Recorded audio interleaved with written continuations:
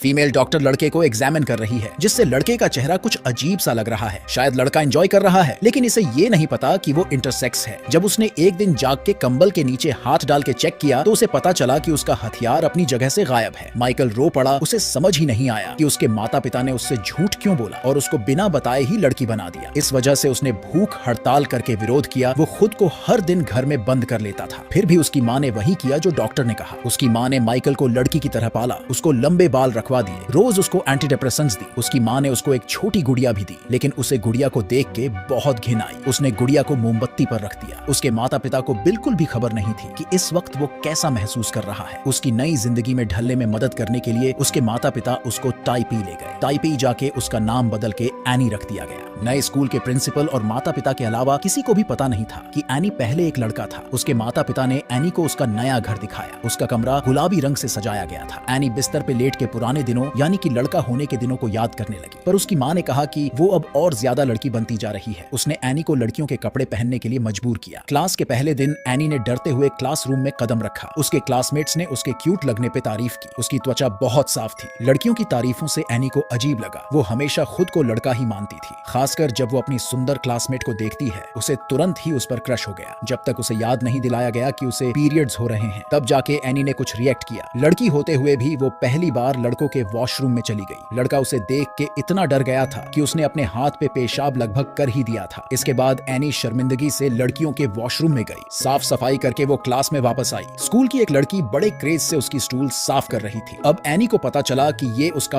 पहला पीरियड है, इसलिए उसके क्लासमेट उसे सुपरमार्केट तक ले गई। उस लड़की ने उसकी टैम्पोन्स खरीदने में मदद की। अब एनी और उसकी दोस्ती हो गई थी। वो दोनों साथ मिलकर शॉपिंग करने गए। उन्होंने मिलकर नेल पेंट किया और बालों को कलर किया। लड़की ने तो उसे कॉस्मेटिक्स का एक सेट भी दिया। समय के साथ साथ एनी को लड़की होने की खुशी अनुभव होने लगी। उसमें इतना कॉन्फिडेंस आया कि उसने अपने क्लासमेट को घर बुला लिया और जब उसने आने के लिए हाँ कहा तो एनी ने खुशी खुशी ये खबर अपनी माँ को बताई। आखिरकार उसके चेहरे पर मुस्कान छा गई। अब जब वो बस में बैठकर बाहर गई, तब एक ठरकी आदमी ने देखा कि एनी कितनी सुंदर है। उसने अपना हाथ उसकी जांघ पर रख दिया। एनी के साथ ऐसा पहली बार हुआ था, इसलिए उसने अपने क्लासमेट से मदद मांगी। वो लड़की भी बहुत गुस्से में थी। उसने उस आदमी के चेहरे पर शराब फेंक दी। उस आदमी को बस से बाहर निकलवाने के बाद उसने एनी से पूछा कि तुम ठीक हो। इस हादसे ने एनी को उससे खुलने के लिए मजबूर कर दिया। उसने उसे बताया कि वो पहले एक लड़का रह चुकी है। जब उस लड़की को पता चला तो उसने बुरा नहीं माना और उसके राज को राज रखने का वादा किया, लेकिन उसे नहीं पता था कि एक बार राज शेयर कर दिया जाए तो वो फिर राज नहीं रहता।